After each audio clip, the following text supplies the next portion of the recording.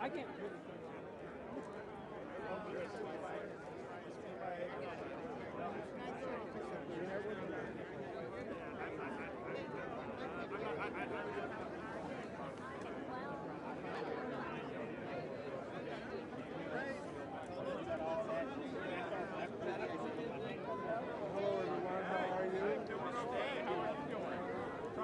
Am I a member of Congress or my name?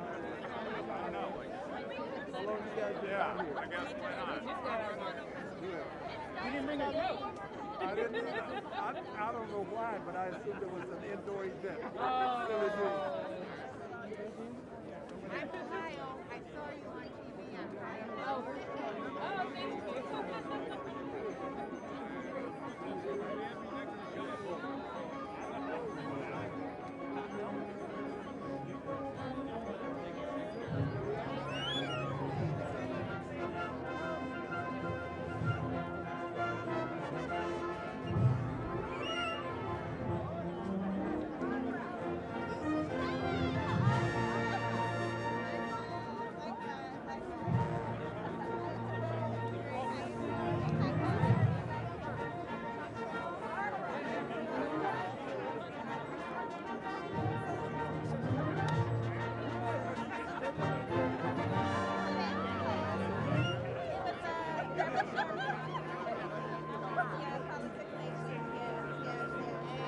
Right there.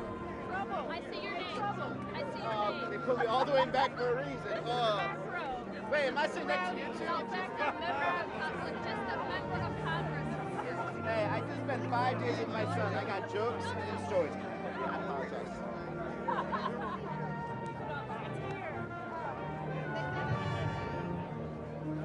That's my name, member of Congress. That's my name. There you go. I just my time. Like, I've never really had it in my hand. I just gave dinner, man. Survival of the fittest.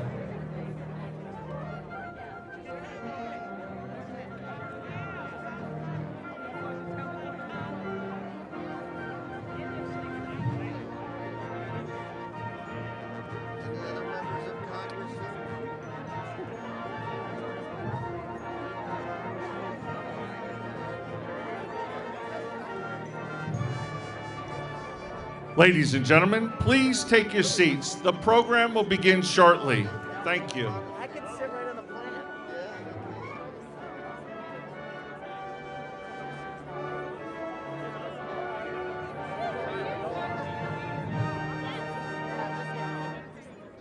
That one's how you can take it. Members of the press, so I have to be careful what we say.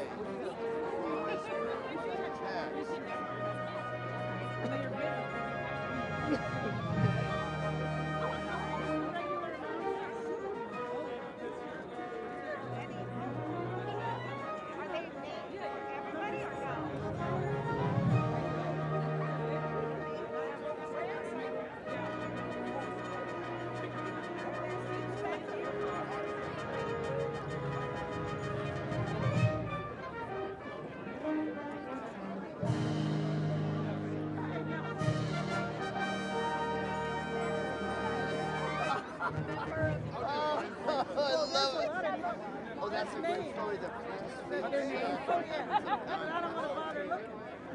I know this is here. Now I want to make sure when I sit and this is like fall apart and I here.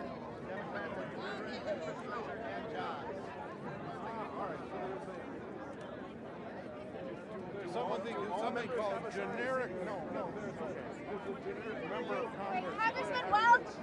Congressman Welch. You're being. Congressman Welch. You're being. Congressman Welch. Hey, that's Senator. I'm trying to find my seat. Republicans are good here for someone, you know? People have assigned seats, but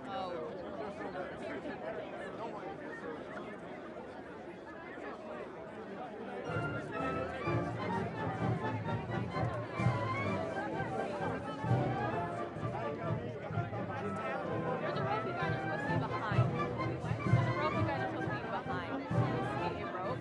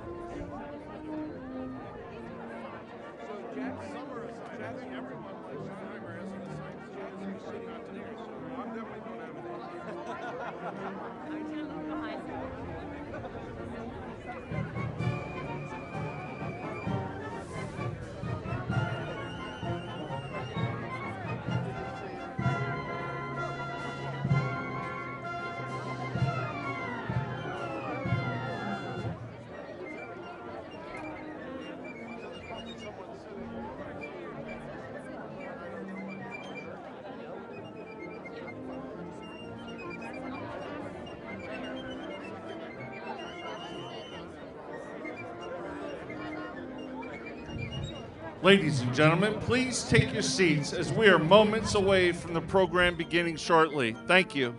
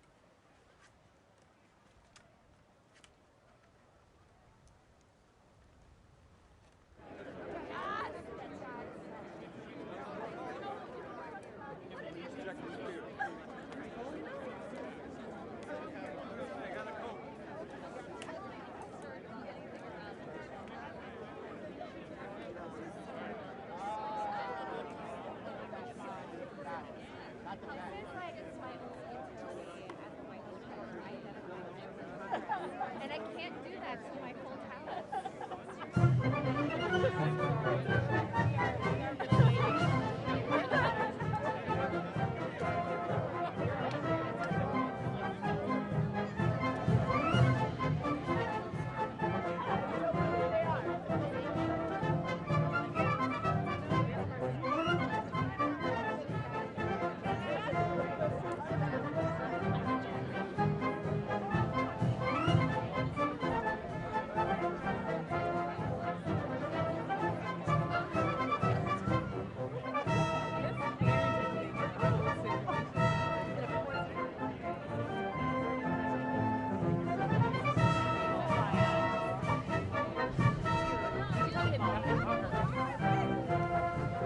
Ladies and gentlemen, please take your seats and silence your cell phones. The program will begin shortly.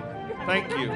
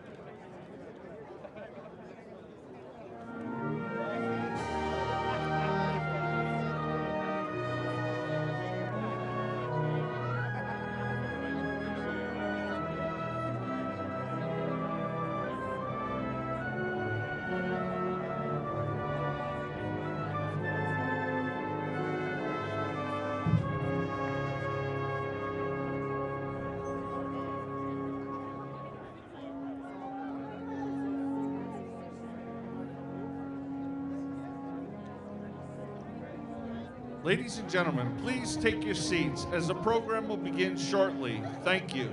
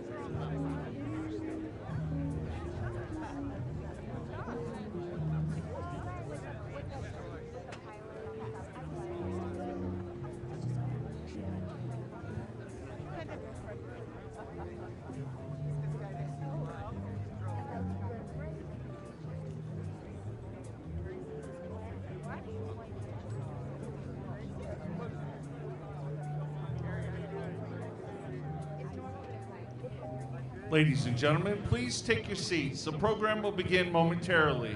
Thank you.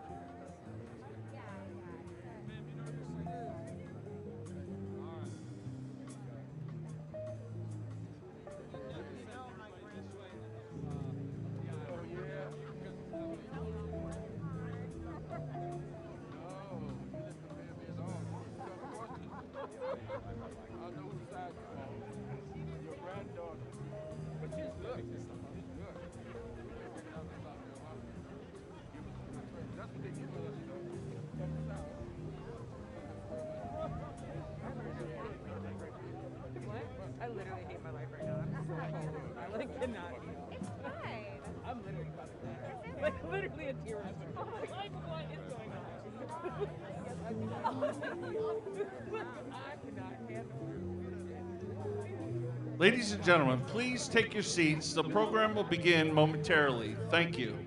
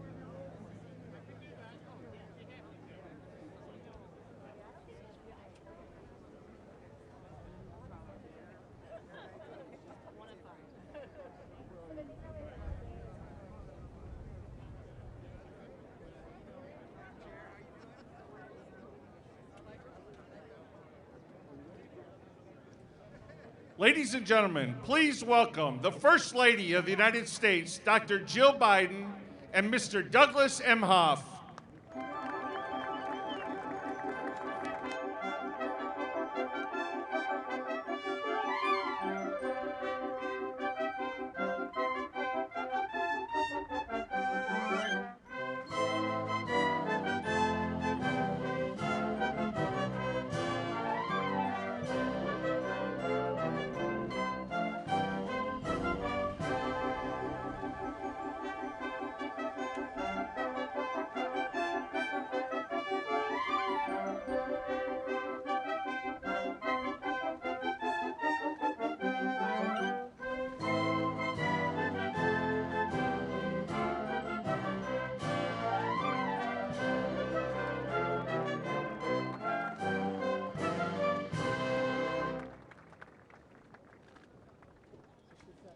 Ladies and gentlemen, please welcome Speaker Nancy Pelosi, Leader Chuck Schumer, Senator Rob Portman, Senator Sinema, Mayor Aquanetta Warren, and Ms. Danita Williams.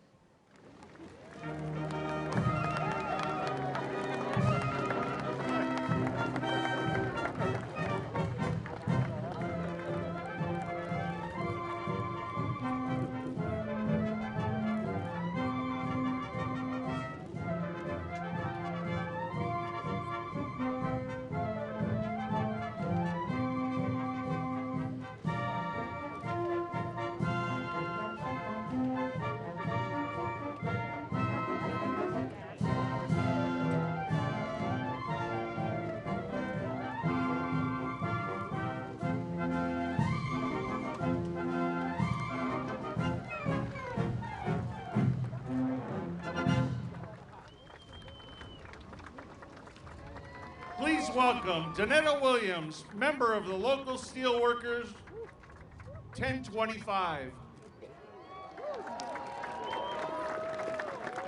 Welcome to the White House on this very historic day. I am so honored and happy to be here and elated to see President Biden, Vice President Harris, members of the cabinet, and members of the Congress, members of my local union, brothers and sisters. Is this not a great day to sign a bill? I am Danita Williams. I'm an optical fiber maker at Corning in Wilmington, North Carolina. Our 326 members there and the steel workers throughout our great union supply America. We have the materials and components needed in our nation's infrastructure. Investments in infrastructure are critical to workers like me, my brothers and sisters in other industries, and I was so proud to join them to help pass this bill you will sign today, President Biden.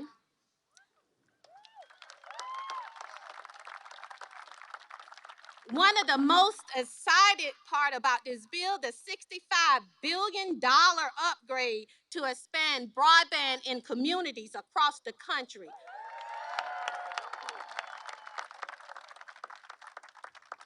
Communities like mine and rural North Carolina.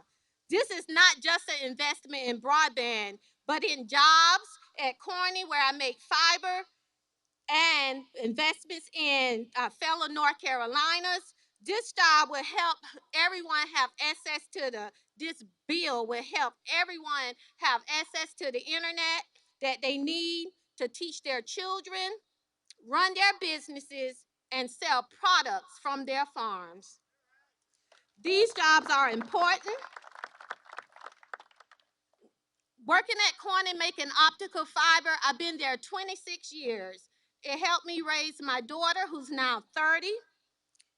As a single mom, I was able to have health care provided, able to send her to school to get an education, and it has allowed me to contribute to my local economy and community. And it also helped me contribute to the tax base that's needed for essential for essential items. We need it, y'all. So hey, it has. I just want to thank President Biden. I want to thank him for investing in me, workers like me, my brothers and sisters, all throughout this great United States. I just want to thank you and thank you for your bold leadership and vision. And thank you for the opportunity to be here today. And now it is my honor to introduce the mayor of Fontana, California, Aquanetta Warren.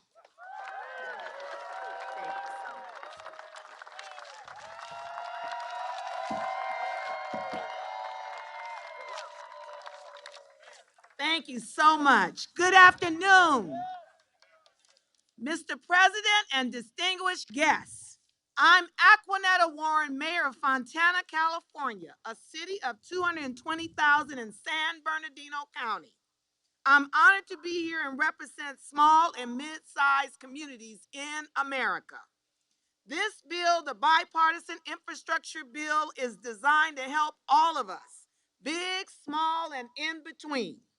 The bill brought together both Republicans and Democrats and will address the critical needs of our community by putting millions of Americans to work and providing long-term funding to address our nation's crumbling infrastructure.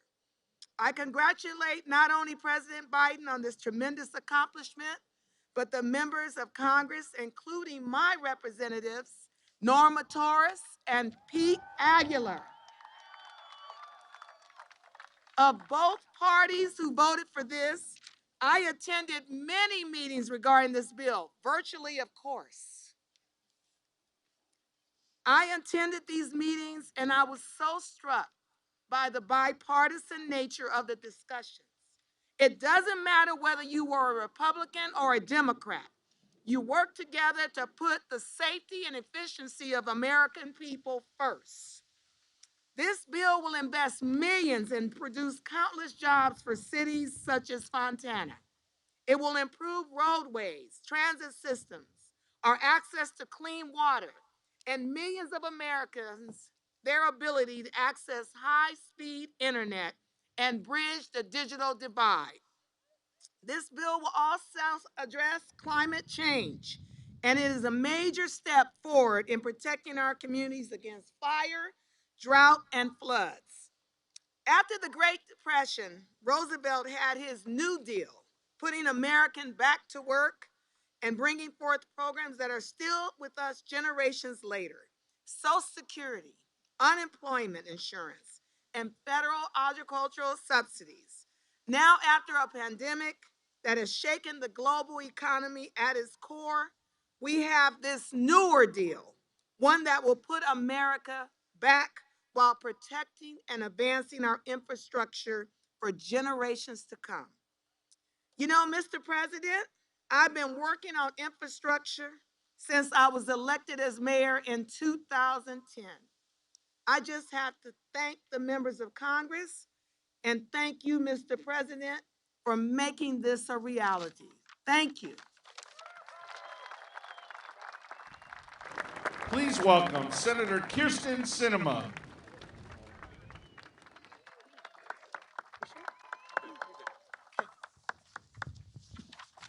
Well, thank you. You know, you'll hear a lot today about what this historic legislation means for everyday Americans, from better roads to stronger electric grids to cleaner water to faster internet in more places. Our plan will create millions of jobs and make our country stronger, safer, and more globally competitive without raising taxes on everyday Americans. You may have heard less about new policies in our bill that do not grab the same media attention, but will make a big difference. States like Arizona that are confronting historic drought will see billions of dollars to strengthen water systems throughout the American West. Communities will see historic investments to prevent and recover from wildfires. Land ports of entry, key national security infrastructure and commercial hubs will see major upgrades. And our bill makes significant investments in tribal communities' infrastructure, including all necessary funding to complete authorized Indian water rights settlements. Beyond historic financial resources, our plan includes a significant update of transportation policy. From strengthening public transit in mid-sized communities, to new technologies preventing impaired driving, to new federal positions to raise the voices of tribal communities in infrastructure policy. Our legislation represents the substantive policy changes that some have said are no longer possible in today's Senate. How many times have we heard that bipartisanship isn't possible anymore, or that important policy can only happen on a party line? Our legislation proves the opposite. And the senators who negotiated this legislation show how to get things done. The senators in our group of 10 effectively represented the needs of the regions we represent. Senator Cassidy in the Deep South, Senator Warner in the Mid-Atlantic, Senator Manchin in Appalachia, and Senators Romney and Tester in the West. And the Northeast and Alaska, each with unique needs, were ably represented by Senators Shaheen, Collins, and Murkowski, the wonder women of our group, always focused on the practical outcomes. And I sincerely thank my partner in co-leading this long effort, Senator Rob Portman, whose knowledge of the federal budget is matched only by his steadfast commitment to delivering on this priority for America.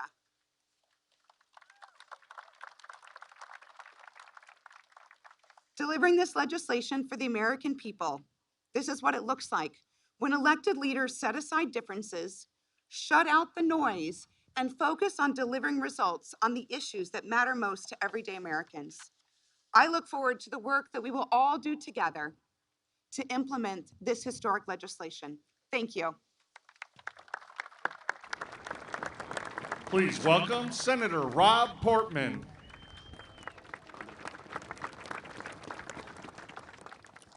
Kirsten, thank you very much, and it was great being your partner in this.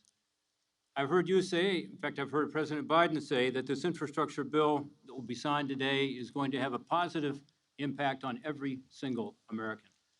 And that's true. This is true today. It'll be true for decades to come. And I want to congratulate everyone gathered here today for the role you played in making this possible.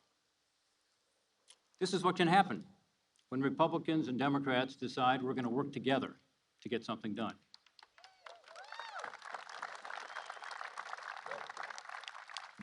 The bipartisan process that resulted in this historic investment began with a meeting about 8 months ago with my colleague, Senator Sinema, whose persistence was absolutely key to us being here today. We met, frankly, in response to the initial Biden infrastructure plan, which included tax increases and also included substantial investments in so-called human infrastructure. By removing the tax hikes and shrinking the package to only fund core infrastructure, we saw an opportunity to find bipartisan consensus on finally fixing our nation's outdated infrastructure. And from there, the group quickly grew to the G10 negotiators. They were just mentioned, but I got to mention them again. Senators Susan Collins, Mitt Romney, Lisa Murkowski, Bill Cassidy, Joe Manchin, Jeanne Shaheen, Mark Warner, and John Tester.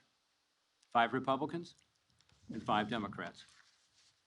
It ultimately grew to 22 senators, evenly divided by party, in a partnership with the House Problem Solvers Caucus, led by Brian Fitzgerald and Josh Gottheimer. Give them a round of applause. Senator Mitch McConnell, to his credit, supported our efforts to find a way forward and eventually lent his critical support. Senator Shelley Moore Capito helped lay the foundation for our success in her White House discussions and also in her committee work with Senator Tom Carper.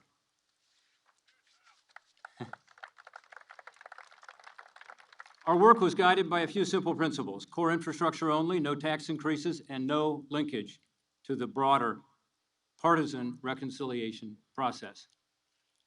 Instead, we agreed this would be a truly bipartisan process, working from the middle out, not the top down. There were plenty of bumps along the way, but we got there because we were all committed to ultimately delivering a result for the constituents we represent. We also got there because of a lot of smart, hardworking staff, as usual. I want to commend my team as well as the staff of our G10 members, and I want to commend the White House negotiators, led ably by Steve Ricchetti and supported by Brian Deese. Every president and every Congress in modern times has proposed major infrastructure improvements. They all have. By making infrastructure a real priority in his administration, President Trump furthered the discussion and helped Republicans like me think differently about the positive impact of investment in core infrastructure. And core infrastructure is what this law is all about. It's about roads and bridges and rail and transit and ports and airports and water systems, the electric grid, broadband, and more. We've got a major bridge in my hometown, and it's also a major bottleneck, desperately in need of replacing. We've been trying to do it for 25 years, but we haven't been able to pull together the funding and figure out how to do it. This new law finally gives us the tools we need to fix the Brent Spence Bridge, and the same is true for major projects all around the country.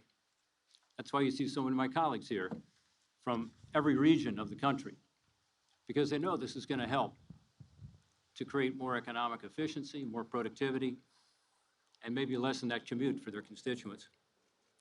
This long-term investment in our nation's capital assets will grow the economy because of that efficiency and that productivity. It'll create hundreds of thousands of new jobs. It'll make us more competitive against countries like China, who are investing heavily in infrastructure, much more than we have been. Maybe most importantly, at a time of surging inflation, these long-term investments are actually going to help. Inflation, of course, is caused when demand outstrips supply.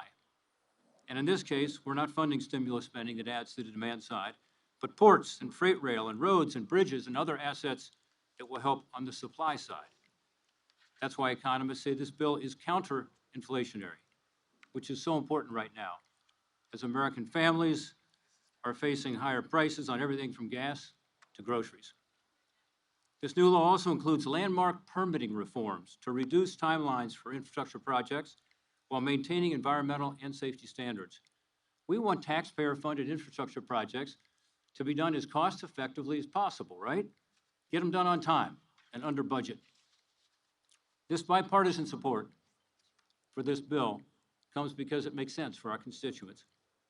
But the approach from the center out should be the norm, not the exception. The increasing polarization of our country is keeping us from getting things done, and we have a responsibility to do better. The American people want us to see us coming together. They know that despite our differences, we should be able to figure it out and work together to solve big problems. We can start by recognizing that finding common ground to advance the interests of the American people should be rewarded, not attacked.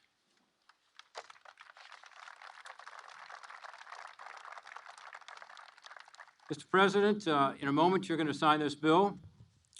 I will say that you and I will disagree on the tax and spending in the other priority you have, the reconciliation bill, but I think we can both agree that this infrastructure investment shouldn't be a one-time bipartisan accomplishment. This should be the beginning of a renewed effort to work together on big issues facing our country. Again, I want to thank everybody who's here today for what you did to make this possible. Thank you. You need to order up. Please welcome Senate Majority Leader Chuck Schumer. Thank you. Thank you, Mr. President, for inviting us to the White House. Thank you to Vice President Harris, my colleagues in attendance, all of you, and Senators Sinema, Portman, and Speaker Pelosi. Now, for years, Americans were promised that an infrastructure bill was coming. Today, we're telling the American people that an infrastructure bill is finally here. Thank you, President Biden.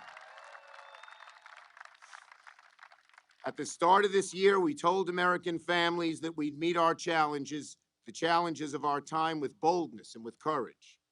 Now they're getting one of the largest infrastructure bills ever. To paraphrase one of my favorite former vice presidents, it's a big effing deal. There isn't a community in America, not a city, not a town or rural hub, that doesn't have some glaring infrastructure problem requiring immediate attention. Busted roads make it harder for people to get to work. Dilapidated schools make it harder for kids to learn. Overtaxed seaports and railways and airports make it harder for goods to get to market, hurting businesses, raising prices on consumers, and hurting our economy. If America is to compete in this century, we can't do it with an infrastructure that's stuck in the last century. This infrastructure bill will help us meet the challenges of our time, strengthen our crucial supply chains, and lay the foundation for another generation of economic prosperity. This bill can be summed up by a four-letter word: J-O-B-S. Jobs, jobs, and more local jobs, more good-paying jobs, more union jobs. This bill will benefit every state, in very significant ways. In New York, my New York, major projects have been stalled for so long, like Gateway, the Cross Bronx Expressway, the 2nd Avenue Subway, I-81 in Syracuse, the Inner Loop in Rochester, will all have the ability to get going. And there are projects as important as these in every state across the country. Today's infrastructure bill will also begin the necessary efforts to prevent the worst of climate change, putting thousands of Americans to work by investing in resilience in our buildings, and crucially, beginning our task to make America's transportation system clean. It will finally bring millions of Americans online with high-speed internet, both in rural and underserved communities. New York alone still has over 1 million households without access or a subscription to broadband. We'll also help eliminate lead pipes in our water system, so one day parents won't have to worry if their kids are getting sick every time they turn on the faucet. Cities like Rochester still have 25,000 lead pipes that need replacement, 25,000. And today's legislation will also make driving safer in America. It'll require new cars to install drunk driving prevention technology, and it will make dangerous, largely unregulated vehicles like limos safer to use on the road. In the audience today, we have a great New Yorker, my friend Kevin Cushing. Kevin, where are you amid this big crowd? Thank you, Kevin. He's way back there. Kevin is the father of Patrick Cushing. Patrick died 3 years ago when he and 19 friends from the Amsterdam, New York area were celebrating a birthday, and they were killed in a limo crash in Schoharie. As the president deeply understands, that is a loss no parent should endure. It was horrific, preventable tragedy stemming from outdated federal rules and loopholes that allowed dangerous limos to operate on the road unchecked. In the face of the loss, rather than curse the darkness, Kevin and the families impacted that day lit a candle. Every day since that accident, they have pushed every single senator to support changes in our laws to make these vehicles safer to ride in. Today, their perseverance has paid off. Kevin, my friend, it was an honor to fight alongside you, and today Patrick is smiling down with pride.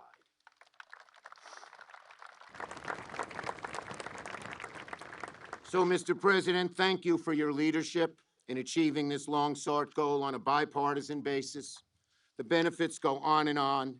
Thank you to all of my colleagues who pushed this infrastructure bill over the finish line, including our committee chairs and Speaker Pelosi, and everyone who reached across the aisle on this bipartisan achievement.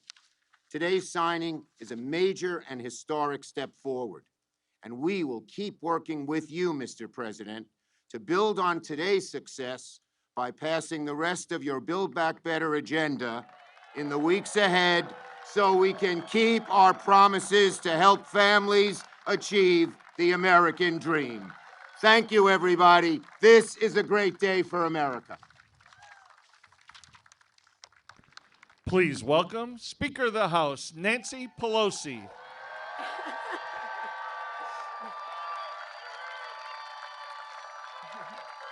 Good afternoon, everyone. Thank you so much to everyone who made today possible. I especially want to acknowledge President Biden for the glorious vision and the great commitment that he had to bring this legislation forward for the people. It is a great achievement. Thank you, Mr. President. When our nation was experiencing the depths of pandemic and economic crisis, you knew, Mr. President, that we needed not only to recover, but we had to seize the opportunity to build back better. Following your vision, Congress passed the Infrastructure Investment and Jobs Act, an historic step to rebuild the infrastructure and the middle class. Your agenda is historic, transformative, and the biggest, boldest investment in our country's history. I just want to talk about the history for a moment. The very first major infrastructure investment was President Thomas Jefferson's. He tasked the Secretary of Treasury, Gallatin, for the Gallatin Project to build the infrastructure to reach into our ever-growing nation, resulting in the Erie Canal, the Cumberland Road in Maryland, and other initiatives. Then, under President Lincoln and through legislation from Congress, America launched the Transcontinental Railroad, connecting the country from coast to coast. On the 100th anniversary of the Gallatin Project, President Theodore Roosevelt established the National Park Service to preserve God's beautiful natural patrimony of our country. And then President Eisenhower, years later, established the Interstate Highway System, initially a national security initiative, but significantly connecting America for commerce and communities. And today, Mr. President, with the stroke of your pen, we will take a giant step to achieve your vision to build America's roads, bridges, water systems, and so much more, creating good-paying union jobs, and ensuring clean air and clean water, delivering better quality of life with equity, helping businesses thrive, and turbocharging our global competitiveness, connecting communities, again, through the internet, and making America safer as we protect our planet. And we do so building back better. This historic achievement was possible thanks to so many who have been acknowledged already, honors granted to all of them, to our chairs, members, and staff, who have in every step brought a depth of knowledge, commitment, and values-based leadership that is making a difference.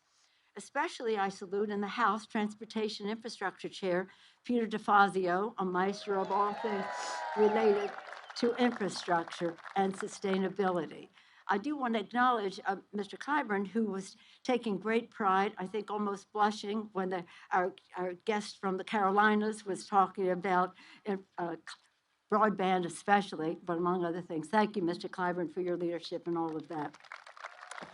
May I just say and associate myself with the closing remarks of Mr. Schumer. This is a great accomplishment, and there's more to come. And so happy that hopefully this week we will be passing Build Back Better to give tax cuts to America's working families, to create millions more jobs, to lower health care costs, and all of it paid for by making everyone pay his or her own fair share. I'll close by saying last week in Glasgow at the COP26, Members were met with great enthusiasm over the Build Back Better agenda, which is a show of force to the world, as the president has said, America is back. With President Biden's signature, we show America's leadership for ourselves, for the people, and to the world. Thank you, Mr. President, and thank all of you.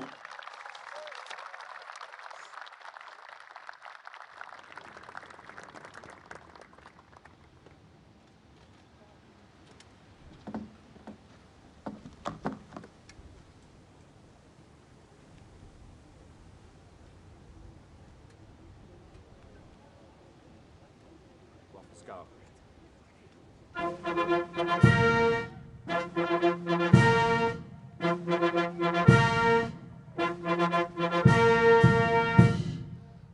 Ladies and gentlemen, the President of the United States, accompanied by the Vice President of the United States and Heather Kurtenbach, a member of Iron Workers Local 86.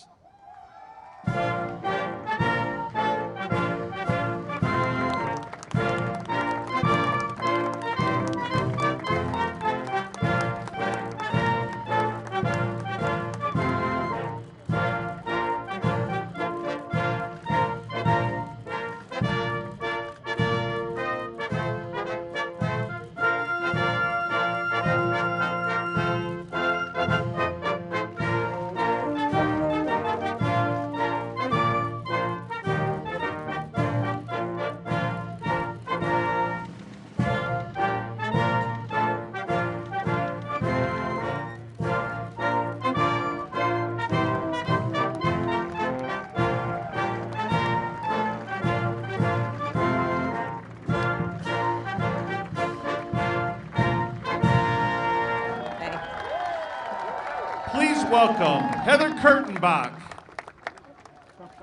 In a moment. Please have a seat. President Joe Biden, Speaker Nancy Pelosi, Majority Leader Chuck Schumer, Cabinet members, Congress members, governors and mayors, and my fellow Americans. This is an historic day. In the middle of the Civil War, President Abraham Lincoln started construction on the Transcontinental Railroad. In the middle of the Great Depression, President Franklin Roosevelt finished construction on the Hoover Dam.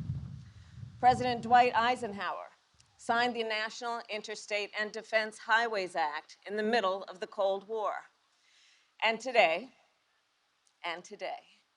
President Joe Biden will sign the Infrastructure Investment and Jobs Act into law. Indeed, is an historic day today. From the very start of our administration, we were determined to follow through, not just on our promise to invest in our nation's infrastructure, but on the promises that the American people have heard for years now. And we would not be here today were it not for your leadership, Mr. President. From the very start, you welcomed Democrats, independents, and Republicans to meet with us in the Oval Office. You welcomed ideas. You welcomed debate, all in the service of getting this bill done. And here is what I know to be true, Mr. President. You are equal parts believer and builder. And because you are, we are all better off. On behalf of our nation, thank you, Mr. President.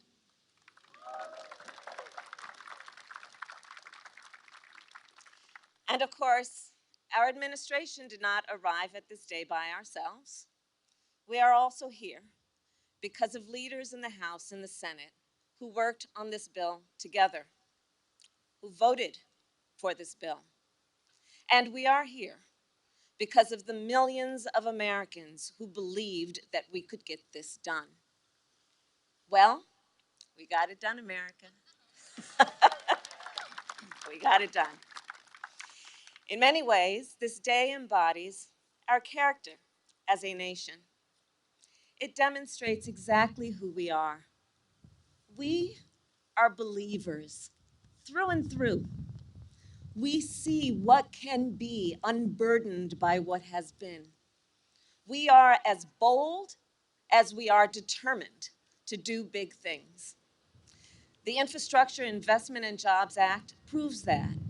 It proves that in America, we have the courage to believe a better future is possible and to build it together. After this bill is signed into law, millions more Americans will go to work in good-paying, good union jobs.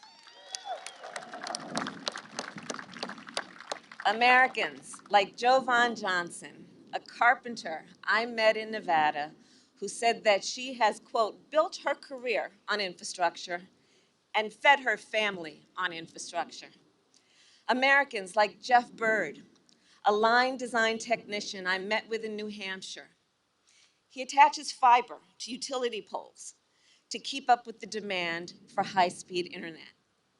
Or Leslie Kilgore, an engineer I met with in North Carolina, whose team is building electric school buses. Or Walter Cody, a construction inspector with whom I met, who is working to get clean water to families in California. This will be a nationwide effort, the likes of which we have not seen in a generation.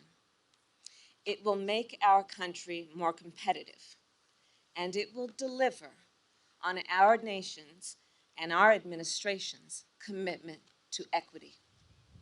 Now, this bill, as significant as it is, as historic as it is part one of two.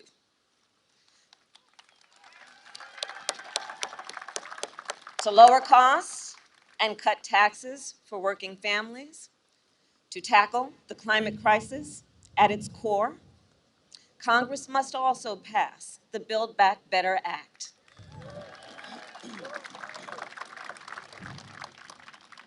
The work of building a more perfect union did not end with the railroad or the interstate, and it will not end now.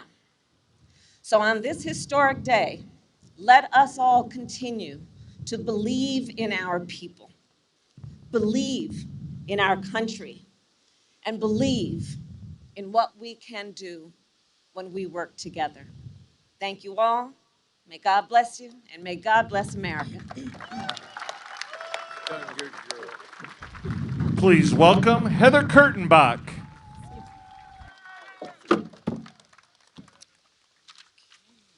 Thank you, Madam Vice President. As a proud union iron worker from Local 86 in Seattle, Washington, I am honored to be here at the White House on this historic day for workers like me and our country. I am an elected leader in my local union as a business agent and active in the Sisters Committee, which mentors newer iron workers.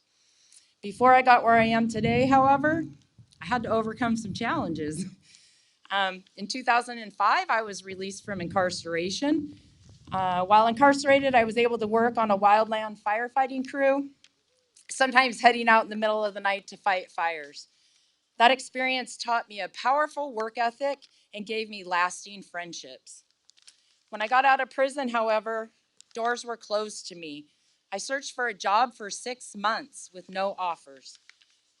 Finally, as a last-ditch effort, I asked my brother-in-law, a union iron worker, how he made a living.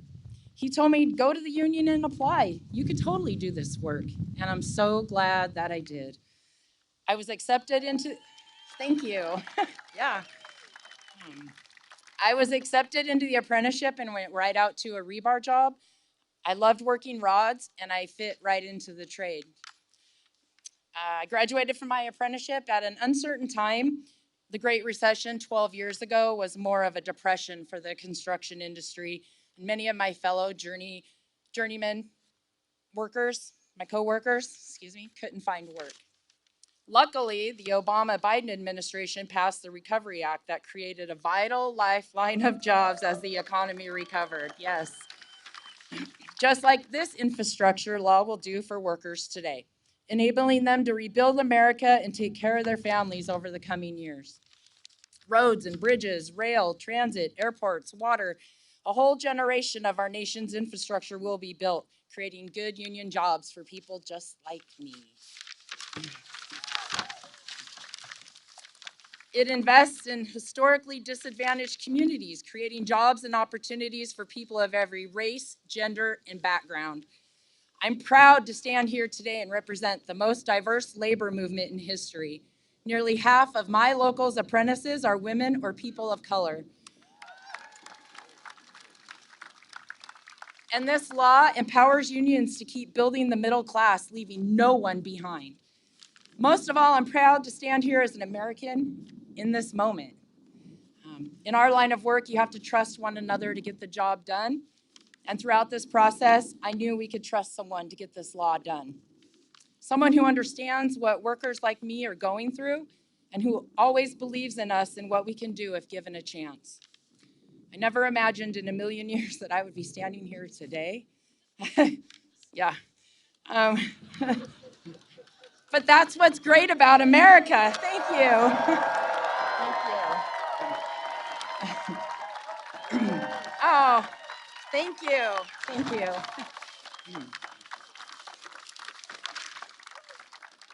Yeah. But that's what's so great about America and having a president who believes someone like me should be standing here. On behalf of Local 86 in Seattle and union workers everywhere, for the faith he's placing in us, I am honored to introduce the 46th President of the United States, Joe Biden.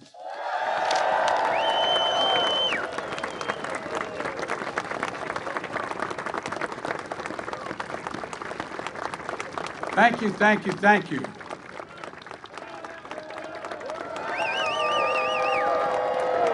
Thank you. Thank you, Heather. Thank you, thank you, thank you.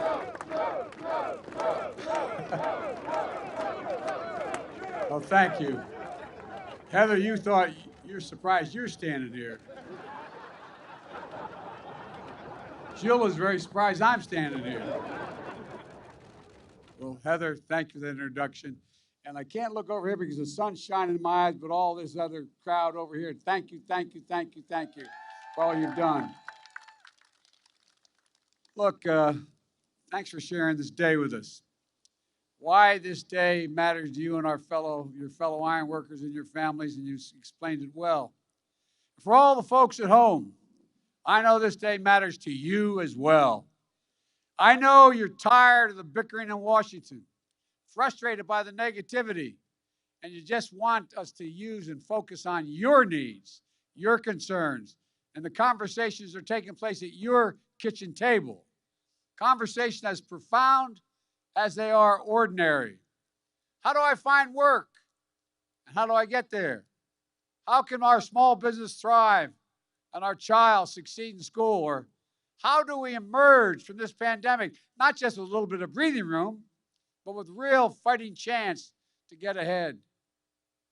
When we ran for president, I thought maybe I could help answer some of those questions for you and the needs you have.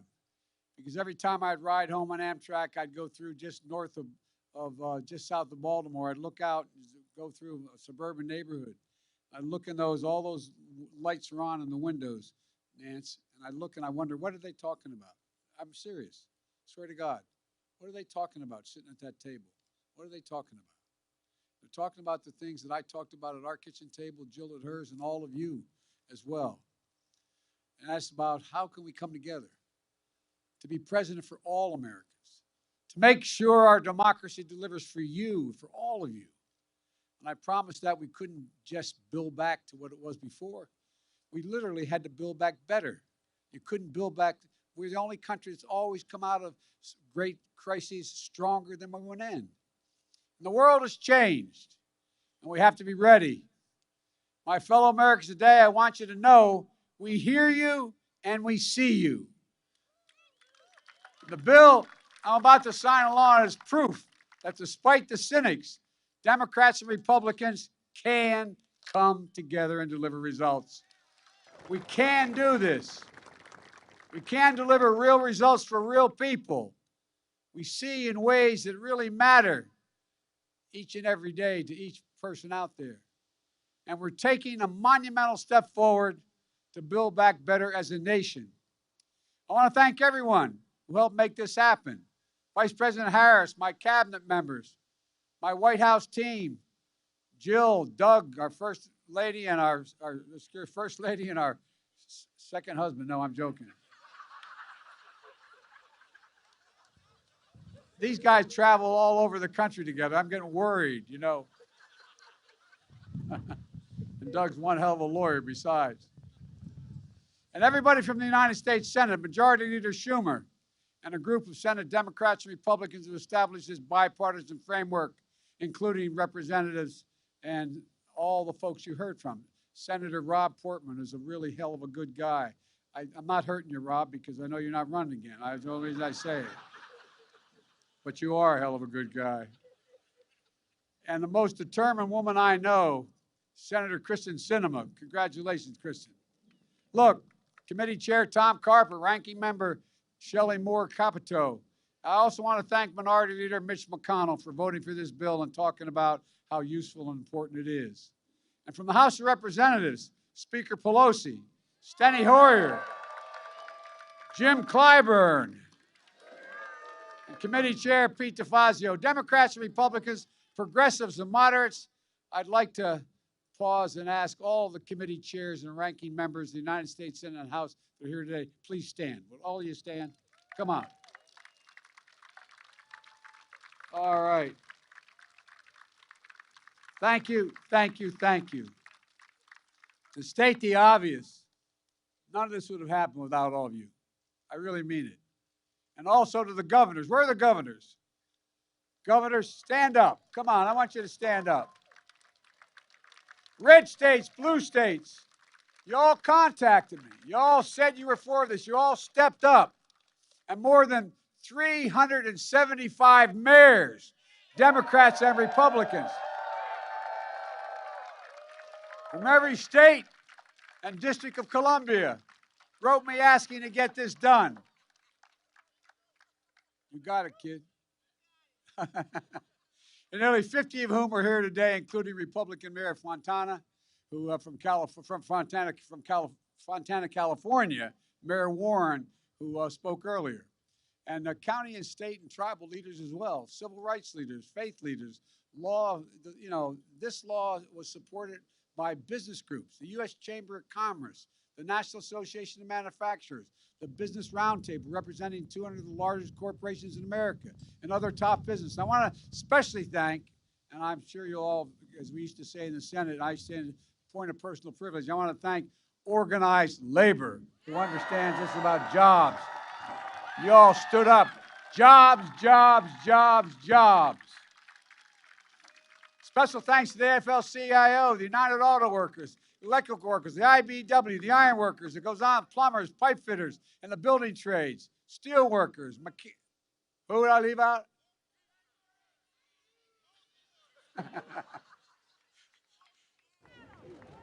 Pardon me? And my wife is a member of the union, the NEA. I'm going to get in trouble. Machinists, so many more. Look, folks, for too long, we've talked about having the best economy in the world. We've talked about asserting American leadership around the world with the best and the safest roads, railroads, ports, airports. Here in Washington, we've heard countless speeches and promises and white papers from experts. But today, we're finally getting this done. So my message to the American people is this: America's moving again, and your life is going to change for the better. If you live in one of the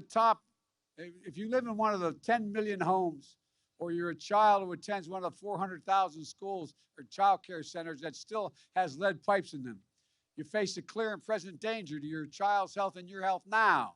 This law is going to start to replace 100% of the nation's lead pipes and service lines. So every American, every child can turn on the faucet and drink clean water. And tens of thousands of plumbers and pipe fitters are going to get work done in good paying jobs. Folks, as we saw with remote learning, remote working during the pandemic, access to high-speed internet is essential. and access to water as essential as access to water and electricity. This law is going to make high-speed internet affordable and available everywhere in America, urban, suburban, rural, and create jobs laying down those broadband lines. No parent, excuse me, no parent should have to sit in the parking lot at a fast food restaurant again, just so their child can use the internet to do their homework. That's over. And folks, if I visited your town, I'm sure you'd be able to tell me and where you hold your breath as you cross the particular bridge, or where the most dangerous intersection in your town is. This law makes us the most significant investment in roads and bridges in the past 70 years. It makes the most significant investment in passenger rail in the past 50 years and in public transit ever. So what that means is you're going to be safer and you're going to get there faster, and we're going to have a whole hell of a lot less pollution in the air. The bipartisan law will modernize our ports, our airports, our freight rail to make it easier for companies to get goods to market, reduce supply chain bottlenecks as we're experiencing now, and lower costs for you and your family. The law also builds on our resilience so that the next storm, superstorm, drought, wildfire, hurricane can be dealt with. Last year alone, the United States, as a consequence of these kind of extreme weather events, lost $99 billion in the United States alone in damage. After Hurricane Ida, I see the distinguished governor from Louisiana is over there. I saw him stand up. I went down to see him. We went through and saw all the damage there. They had 179-mile-an-hour winds at top speed in Louisiana. But then I headed on up to New York. Chuck, we're up in your area, in the Queens, in New Jersey. More people died there than in the hurricane. More people died with the flooding. Record wildfires raged, and I went to Idaho and California and saw it. More land is burned to the ground than the entire state of New Jersey out west. Folks, walk the neighborhoods and look the people in the eye in these circumstances, as many of you have, and you'll see the despair and the heartache. So many of you understand. You're living through it. This law builds back our bridges, our water systems, our power lines, our levees better and stronger, so few Americans be flooded out of their homes or lose power in those days and weeks as a consequence of the storms that hit. Folks, this bipartisan law, for the first time ever, creates a true national network of charging stations for electric vehicles, over 500,000 of them, so you can charge your car here and drive all the way to California, not worrying about having to find places to charge, creating thousands of jobs, thousands. It is also going to make it possible for Americans to get off the sidelines and into the game of manufacturing solar panels, wind turbines, batteries to store energy and power for electric vehicles, including electric school buses, which will mean millions of children will no longer inhale the dangerous diesel fumes that come out of the buses. For real, it's a big deal. And it'll reward companies for paying good wages and for buying Americans, sourcing their products here in America right now.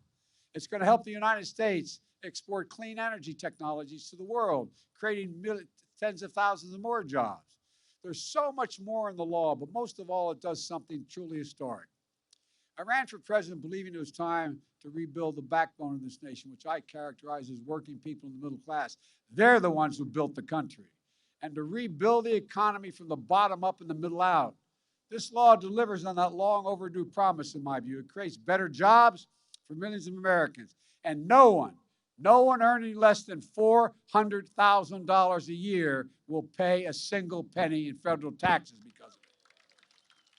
And it does not include, as we did the bipartisan infrastructure bill, it does not include a single penny in gas tax, which I rejected because people under $400,000 would be paying it. This law is a blue-collar blueprint to rebuild America. It leaves no one behind, and it marks an inflection point that we face as a nation. For most of the 20th century, we led the world by significant margin because we invested in ourselves. But somewhere along the way, we stopped investing in ourselves. We risked losing our edge as a nation, and China and the rest of the world are catching up. Our infrastructure used to be rated the best in the world. Now, according to the World Economic Forum, we rank 13th in the world. Well, that's about to change. Things are going to turn around in a big way. For example, because of this law, next year will be the first year in 20 years American infrastructure investment will grow faster than China's. We'll once again have the best roads, bridges, ports, and airports over the next decade. And we'll lead the world into the 21st century with modern cars and trucks and transit systems. We're going to do this by building again and moving again. Folks, too often in Washington, the reason we didn't get things done is because we insist on getting everything we want, everything. With this law, we focus on getting things done. I ran for president because the only way to move this country forward, in my view, was through compromise and consensus. That's how the system works. That's American democracy. And I'm going to be signing a law that is truly consequential because we were made our democracy deliver for the American people. We compromised. We reached a consensus. That's necessary. And now our focus moves to implementing an infrastructure law that's going to, with speed and with discipline. I have a lot of experience in doing that. When I was vice president, I was given responsibility for overseeing and implementing the Recovery Act for nearly $900 billion emergency package.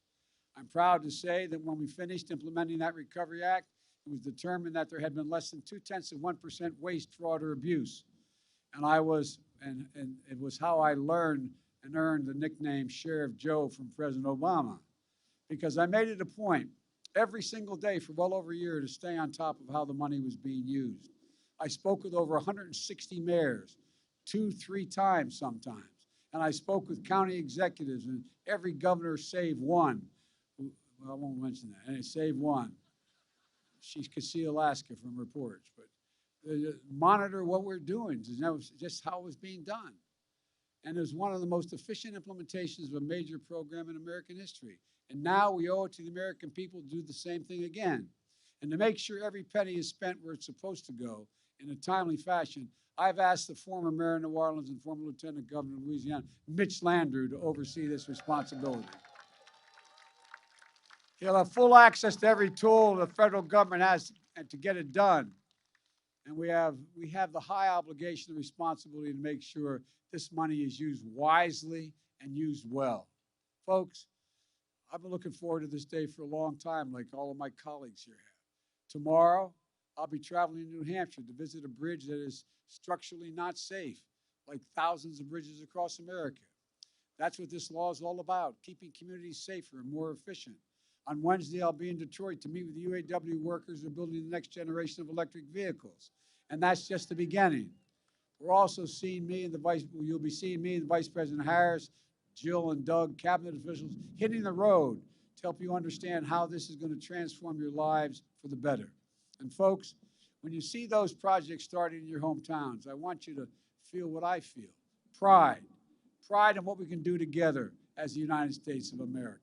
Folks, you know, the same goes for my plan to build back better for the people, getting folks back to work and reducing costs of things like child care, elder care, housing, health care, prescription drugs, and meeting the moment on climate change. I'm confident that the House will pass this bill, and then we're going to have to pass it in the Senate. And it's fully paid for. It will reduce the deficit over long term, according to the leading economists in the world. And again, no one earning less than $400,000 will pay a single penny more in federal taxes. And together with the infrastructure bill, millions of lives will be changed for the better. Folks, let me close with this. Throughout our history, we've emerged from crises by investing in ourselves. During and after the Civil War has been referenced, we built the Transcontinental Railroad, uniting East and West and uniting America.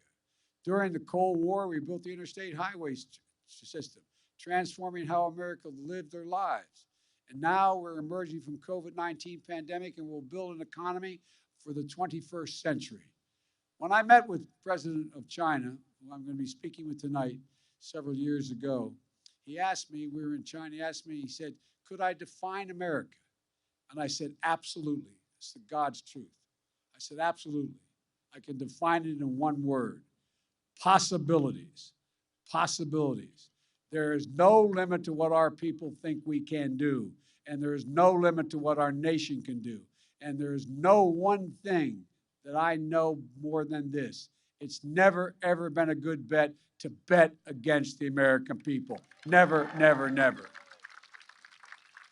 Given half a chance, the American people have never, ever, ever let this nation down. And it's our job to give our people that chance. It's our job to come together and make sure we remain a nation of possibilities. As I look out in this crowd today, I see Democrats and Republicans, national leaders, local leaders, all elected officials, labor leaders, business leaders, and most of all, I see fellow Americans. I see America. Let's remember this day. Let's remember we can come together. And most of all, let's remember what we've got done for the American people when we do come together. I truly believe that 50 years from now, historians are going to look back at this moment and say, that's the moment America began to win the competition of the 21st century. So with confidence, optimism, with vision and faith in each other, let's believe in possibilities. Let's believe in one another. And let's believe in America. God bless you all, and may God protect our troops. Now let me sign this bipartisan bill.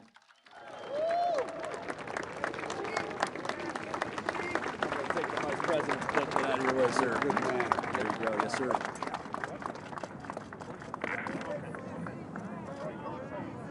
Oh, my mask. Oh, boy. Guess I don't. This is me. Yeah, we're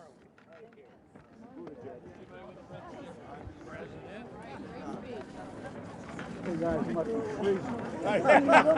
were wondering when you were going to stop for a moment and never frozen it. I tell you what, I know what you mean. It's the only reason I did stop.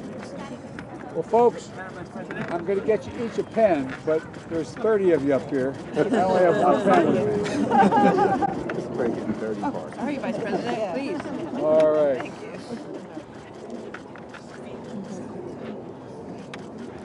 Okay, here we go. Yeah. Bravo. Thank you, thank you, thank you. Good job.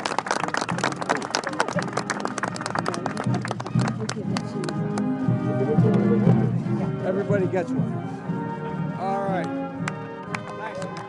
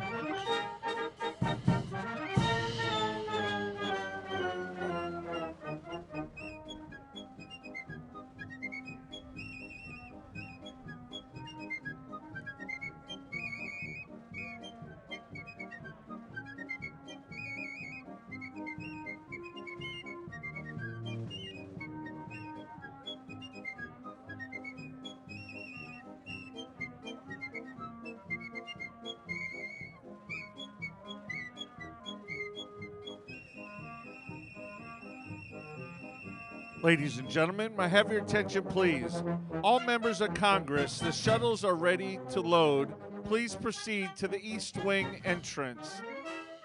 All members of Congress, the shuttle is ready to load. Please proceed to the East Wing entrance.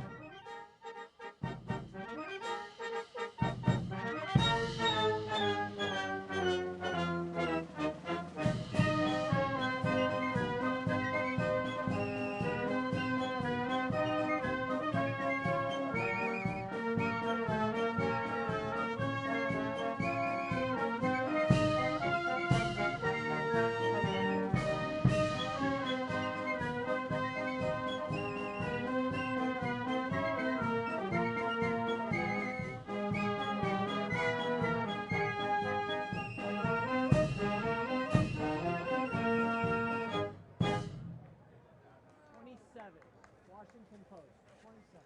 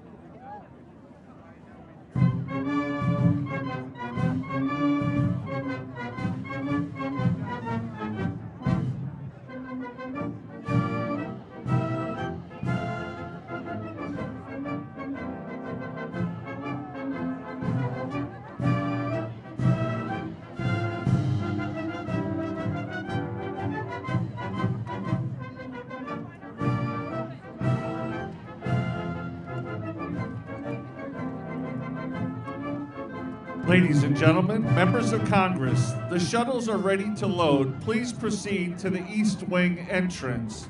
All members of Congress, the shuttles are ready to load. Please proceed to the East Wing entrance.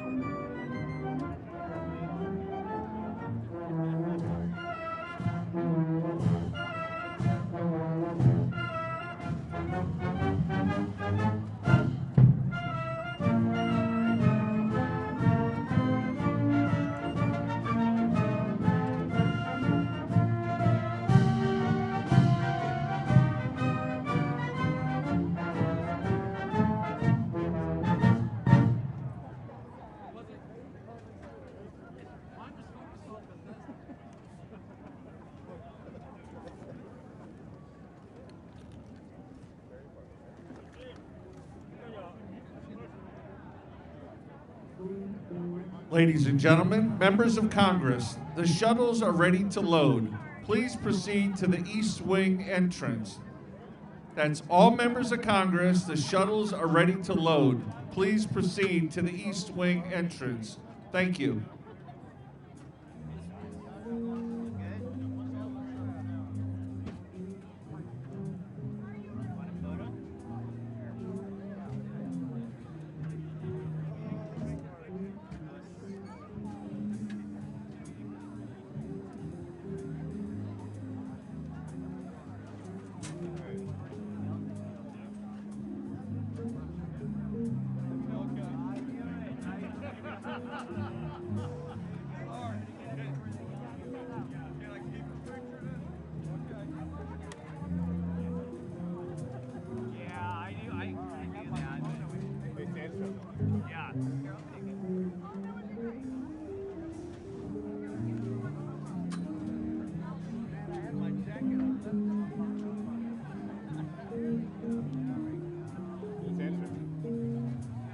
break it down.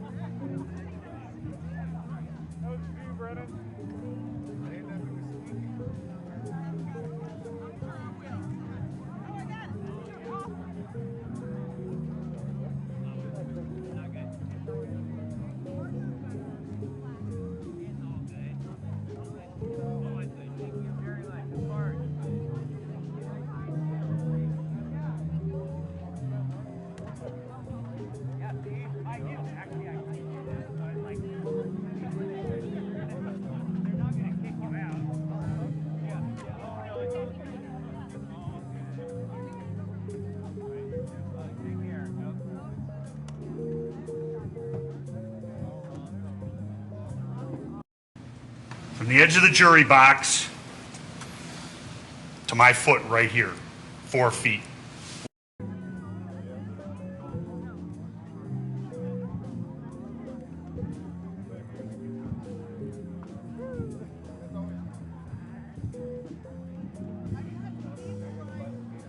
Ladies and gentlemen, members of Congress, the shuttles are ready to load. Please proceed to the East Wing entrance at this time.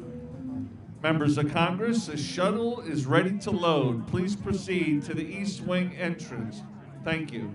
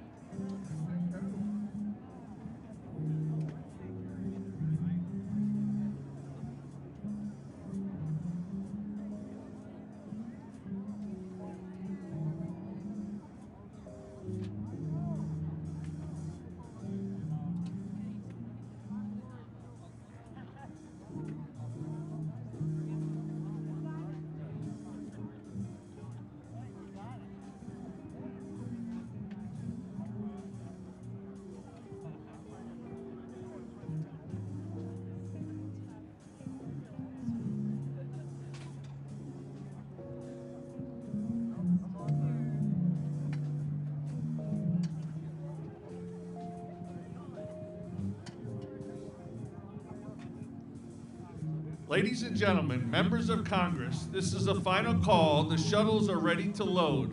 Please proceed to the East Wing entrance. Thank you. Final call for shuttle to Congress for East Wing entrance.